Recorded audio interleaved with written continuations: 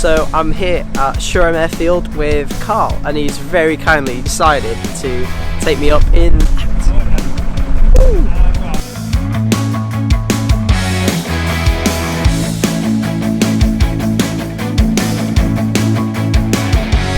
So this is an ex-Army Gazelle helicopter. Apart from that, we don't know much about its past because it is classified apparently. But it might be a bit of a short video because we've got some audio problems. But come up with us and I hope you enjoy the video. Woo!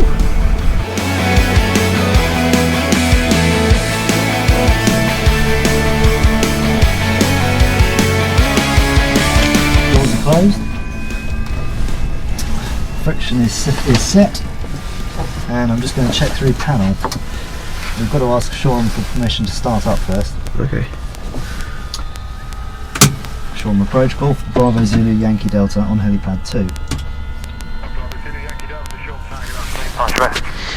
Golf Bravo Zulu Yankee Delta, request engine start for trip to the east. Negative, going to land away at a private site near Deanland. Roger, you're starting the freeze. Start approved, Golf Yankee Delta. Right, well, fuel pump on. 12 seconds. Just to prime the engine. Then to run. Waiting for 4,000 RPM, or just under. Now ignition is on. Looking for 400 degrees on T4. Got it. Reactor light off. Now just waiting for it to stabilise at 22,000 RPM.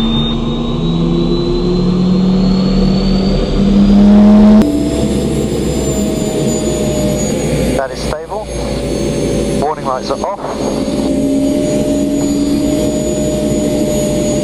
So ready to engage rotors. Okay.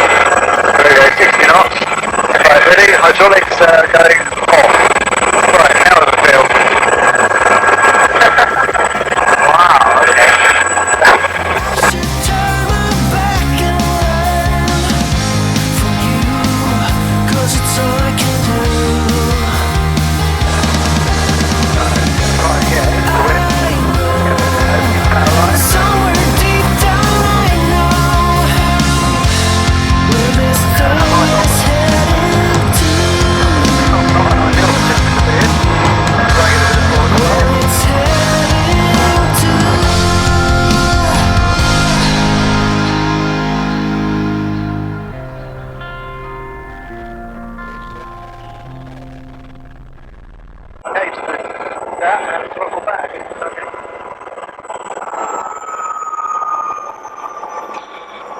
Just got to keep those rotor blades nice and central. As they slow down, there's always a chance of the blade sailing.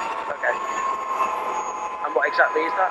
That's when the wind catches them and pushes them up or down or wherever it wants to. Okay. We definitely don't want that, so we're going to get that rotor brake on as soon as we can, which is 170 RPM. Okay. Which is now. Feel it.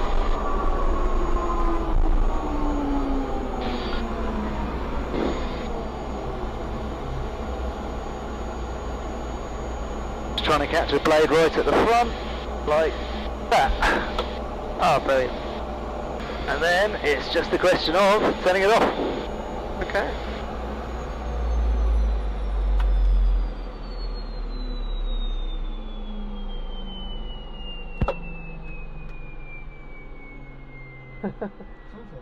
Wow.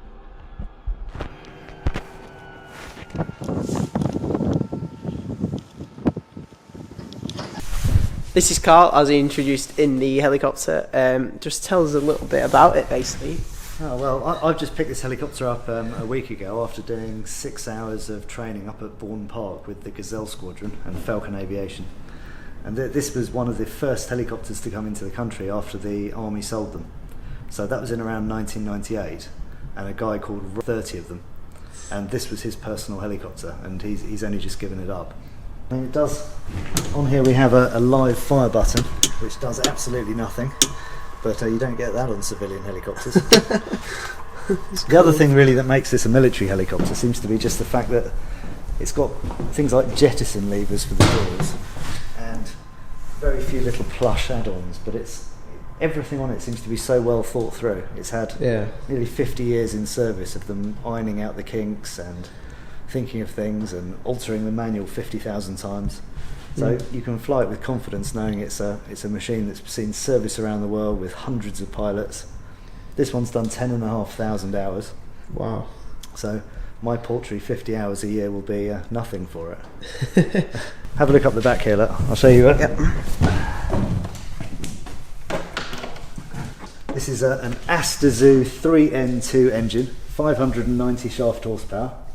Wow. Here's the air intake with a grill on there, which can also have additional extras like a sand filter added on for operation in the desert. Not that you'll be operating in the I'm desert. not going to be doing that. Well, looking at this registration here, this is not the aircraft's registration. Okay. So XZ329 is the old registration in the Army. This is now Golf Bravo Zulu Yankee Delta. And we've got an exemption certificate from the CAA to fly it without its registration on, much like a Spitfire would have. And it's all about keeping it in its original colours. Most of the Gazelles don't have this feature. This exhaust points upward. Most Gazelles it points backward. The reason it points upward is to dissipate the heat signature through the blades to stop us being hit by missiles. So that's obviously handy in day-to-day civilian use. Yeah, when starting the machine up, when starting the rotor blades, the limitation is 17 knots of wind, unless you're facing into wind. Okay. And then the limitation's 40 knots. So it can fly comfortably up to 40 knots apparently. Although today was the most wind that we've flown in, which is about 22 knots or so. That's really cool.